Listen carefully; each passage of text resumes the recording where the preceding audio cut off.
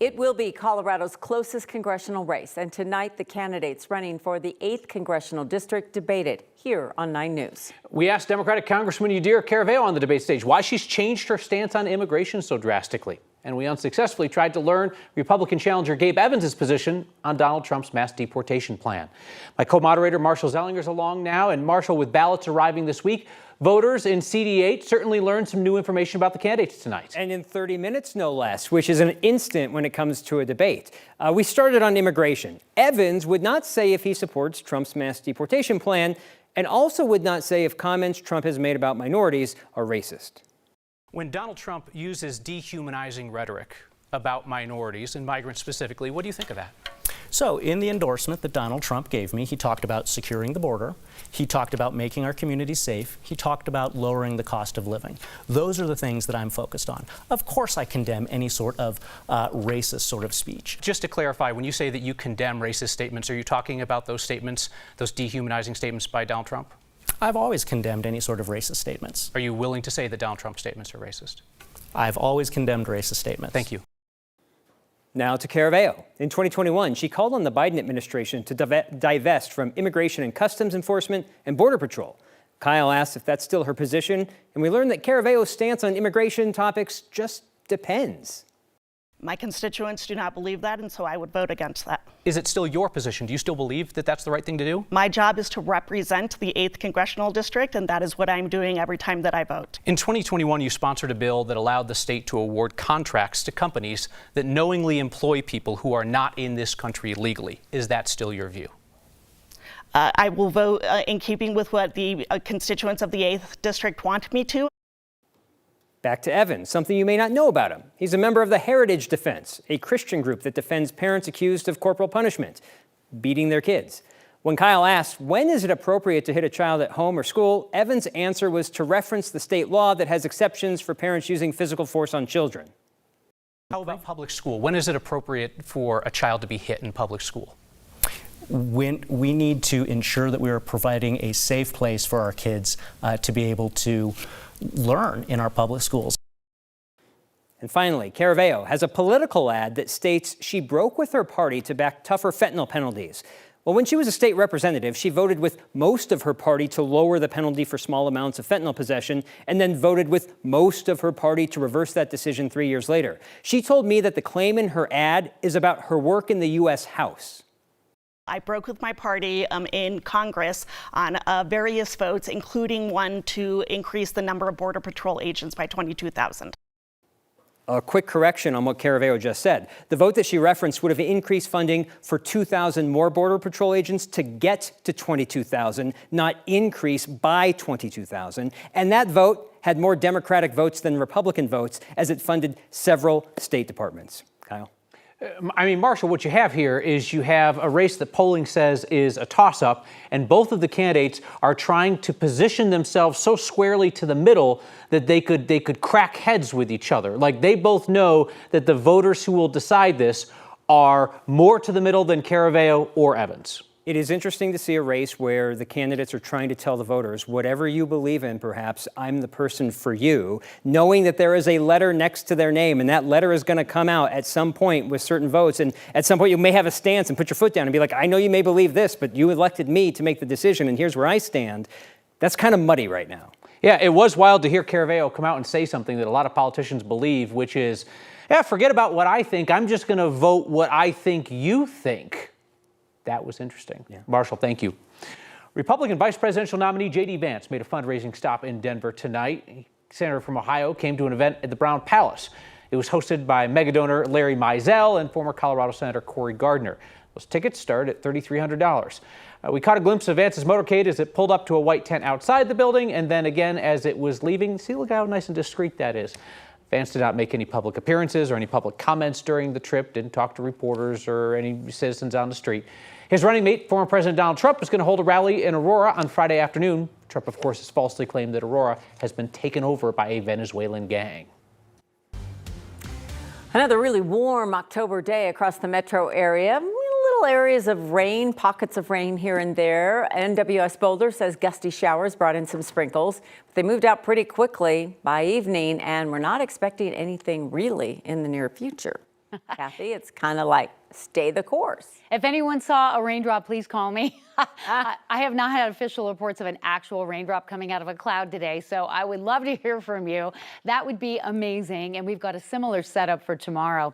This dominant ridge of high pressure will continue to keep the storm track to the north of us. The trough off to the west will offer some relief, but not until the weekend. Temperatures today back in the low 80s. We've cooled back to the 50s and 60s for lower elevations. A lot of the heavy smoke and haze shifting east tonight. The air quality alert posted for Denver earlier has now been extended out onto the eastern plains through tomorrow morning, although still seeing that smoke and haze filtering in along the Front Range tonight. Winds are relatively light tonight, and your weather headlines include areas of smoke as part of your forecast on Wednesday with elevated fire danger.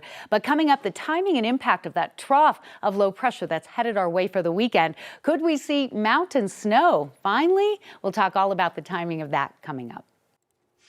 Hurricane Milton is once again a Category 5 hurricane tonight. It was downgraded to a Cat 4 before re-strengthening today. That is a live look at its expected track. It now has sustained winds of 165 miles per hour. Milton's expected to make landfall in the Tampa area sometime tomorrow or early Thursday. The National Hurricane Center is warning of up to 15 feet of storm surge there. More Coloradans are getting ready to help in the aftermath of that hurricane. Colorado Task Force 1 is sending 35 more members down to Florida. They'll get into Jacksonville tomorrow evening and meet with the 45 other team members already down there for Hurricane Helene. After the new storm makes landfall, they'll go where they're needed most, helping with search and rescue, water rescue, structure collapses. The state has also sent down a Chinook helicopter and 8 crew members for Florida. So not just people that we are assisting with supplies from Colorado are headed across the country as well. 9 News reporter Lawrence Cafidi is here with more on that. Lauren? Yeah, truckloads of cleaning supplies from Boulder are making their way to Florida this week from 1908 brands. The CEO told me he just really wants to help people who need it right now. This is what will be loaded into those trucks tomorrow morning: bottles of Boulder Clean disinfectant and wipes. The company is sending 5 trucks full of supplies to people who will be cleaning up from Hurricane Milton. We're expecting to see massive storm surge. That means that many families will be dealing with flooding and then likely mold. Disinfectants actually kill viruses and bacteria, and mold is a bacteria. And so these disinfectants really can be effective as opposed to a general all-purpose cleaner, because it's going to kill the mold, and that is really what is needed in these flood areas. Trucks leave tomorrow morning. They're hoping to get to Florida by Friday, after the worst of the storm has come through Florida's west coast. Since this is the second major hurricane to hit in just weeks, we've gotten a lot of questions about how you can help. For more information, go to our website, 9news.com. Live in the studio, Lawrence Cafidi, 9 News. CBI is asking for your help in finding a missing and endangered 12-year-old out of Lakewood. Samantha Giamora was last seen just after midnight Monday morning near 13th Avenue and North Harlan Street. Authorities say she was on surveillance video getting into an older GMC pickup truck with an unknown male. The truck has a white cab, light blue hood, and bed. CBI says there are concerns for her safety. So if you see her, call 911 or Lakewood Police. Also in Lakewood, CBI is asking for your help in finding a missing Indigenous man.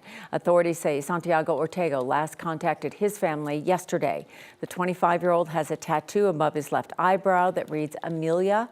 CBI issued a missing Indigenous person alert for Ortega. If you see him or Samantha, call 911 or Lakewood Police.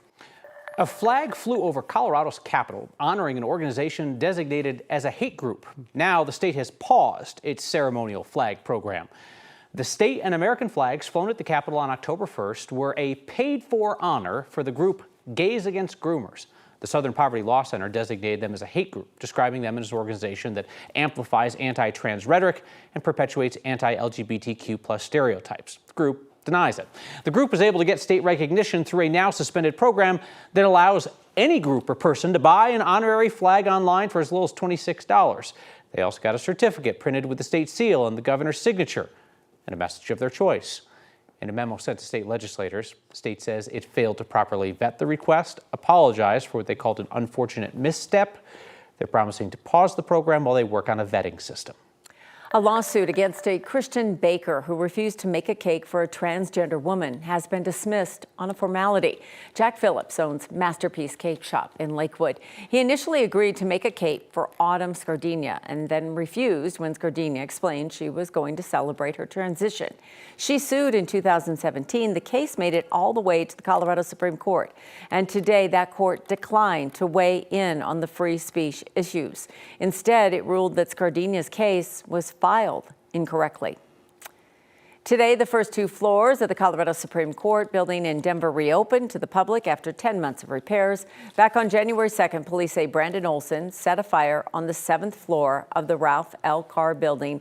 The flames left behind damage, so did the sprinklers. They ran for hours, causing significant water damage. It was estimated to cost several $1 million to fix. Crews are still working on the other floors. That work is expected to last until next summer.